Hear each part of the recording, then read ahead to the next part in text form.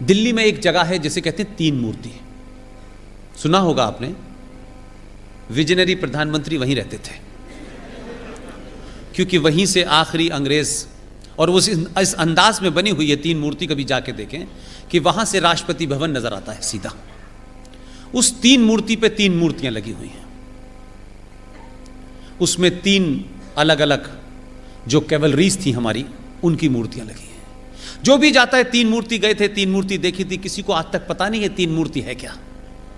दुख की बात यह है,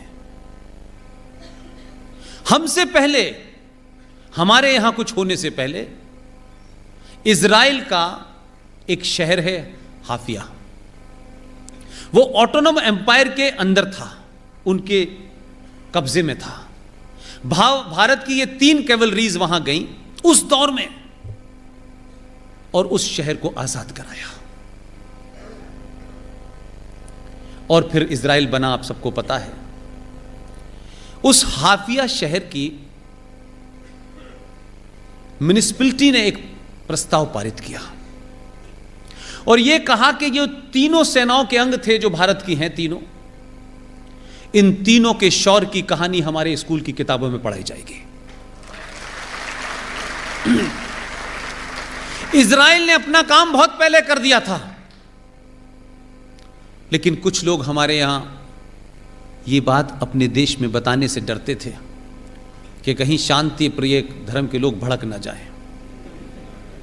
लेकिन आपके आदमी ने जो काम किया वो मेरे लिए महत्वपूर्ण है। मैसेज ऐसे ही दिए जाते हैं, सत्ताएं ऐसे ही चलती हैं। जब आप राष्ट्र को ध्यान में रखते हैं तो कुछ लोगों की चिंता नहीं करनी चाहिए। तीन मूर्ति के मैं अपने भाई को वापस बुलाया, अब तुम आ जाओ, और उसे खूब घुमाया, और आखिर में उस तीन मूर्ति का नाम का दोबारा से नामकरण किया गया, और अब उसका नाम हो गया है तीन मूर्ति हाइफा चौक। जिनके पेट में दर्द था,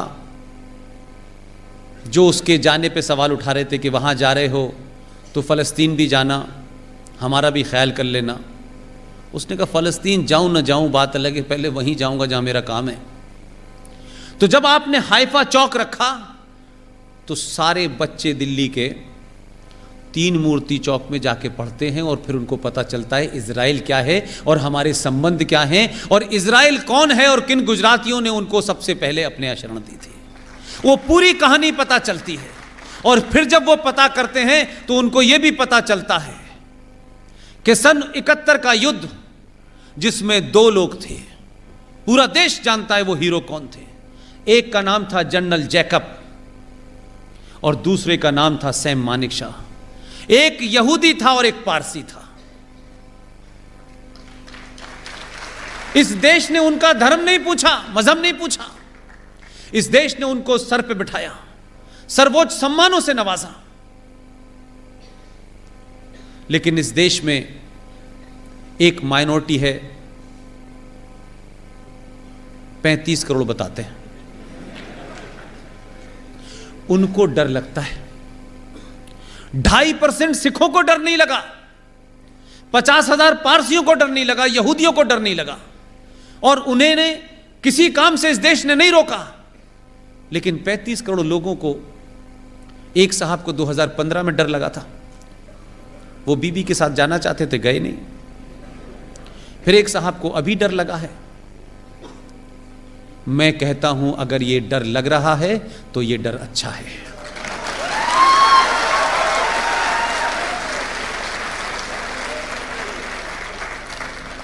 कुछ डर लोगों की हड्डियों के अंदर चले जाने चाहिए, और 500 साल तक यह डर रहना चाहिए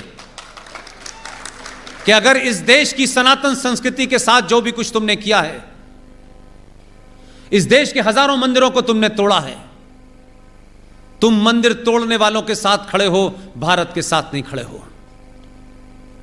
तो तुम्हें अगर डर लगता है तो कई हजार साल तक लगना चाहिए, और जो डराने में सक्षम है उसे आप गद्दी पे बिठाते रहिए।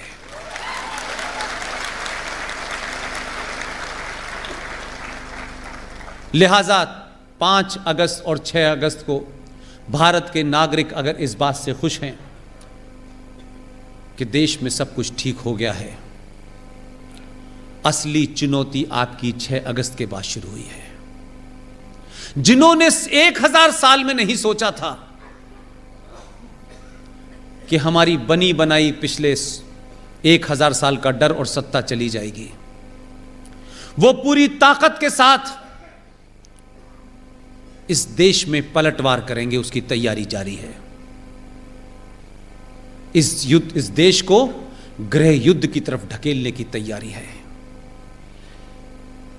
सेकुलरिज्म के नाम पे है, मुसलमान के नाम पे है, मजलूम के नाम पे है, विक्टिम के कार्ड पे है, जय भीम जय मीम के नाम पर बहुत सारी तैयारी की जा रही है।